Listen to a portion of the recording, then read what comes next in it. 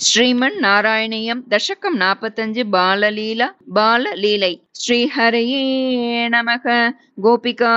జీవనస్మరణం గోవింద గోవింద.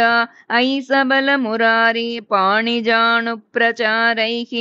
కిమపి భవన భాగాన్ భూషయంతౌ భవంతౌ చలిత చరణ కంజౌ మంజు మంజీర షింజా శ్రవణ కుతుక బాజౌ చేరతుశ్చారు వేగాత్ మృదు మృదు వికసంతా ఉన్మిషద్దంతవంతౌ వదన పతిత కేశౌ దృశ్యపాదాబ్జదేశౌ భుజగలిత కరాంత వ్యాళగత్ కంకణాంకౌ మతిమకరతముచ్చైః పశ్యతాం విశ్వనృణాం అనుసరతి జనౌగే కౌతుకౌ వ్యాకులాక్షే కిమపి కృత నినాదం వ్యాకసంతౌ ద్రవంతౌ వలితవదన పద్మం పృష్టతో దత్త దృష్టి కిమివ న విదదాతే కౌతుకం వాసుదేవ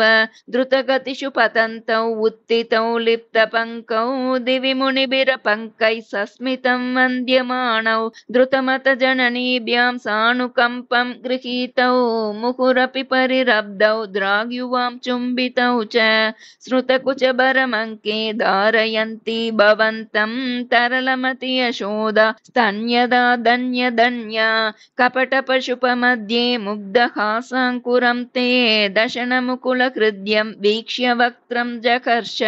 తదను చరణచారీ దారకై సాకమారాన్ నిలయతతిషు కేలన్ బాలచాపల్యశాలి భవన శుక విడాళాన్ వత్సకాంక్షానుధావన్ కథమపి కృతహాసైర్గోపకైర్వారితో భూకో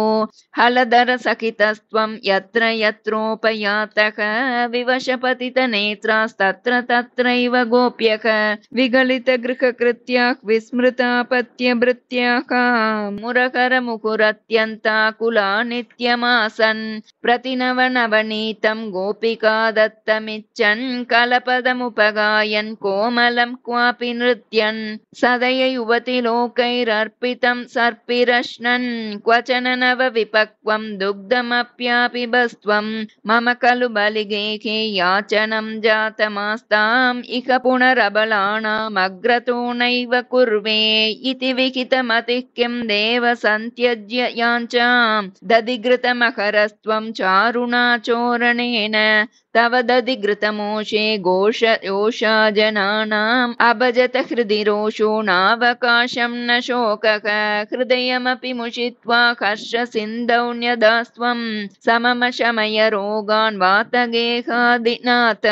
శాకాగ్రేత విదుం విలోక్య ఫలమిత్యంబాం చ తాతం ముకుకో సంప్రాత్యాత తదా తదీయ వచసా ప్రోక్షిప్త బాహౌ త్వయి చిత్రం దేవ శశి సతే కరమగాత్ కిం బ్రూమహి సంపతః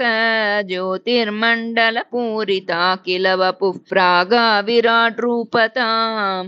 కిం బతేదమితి సంభ్రమ భాజమేనం బ్రహ్మ నవేక్షణమముం పరిమజ్యతాతం మాయాం పునస్తనయ మోహమయీం వితన్వన్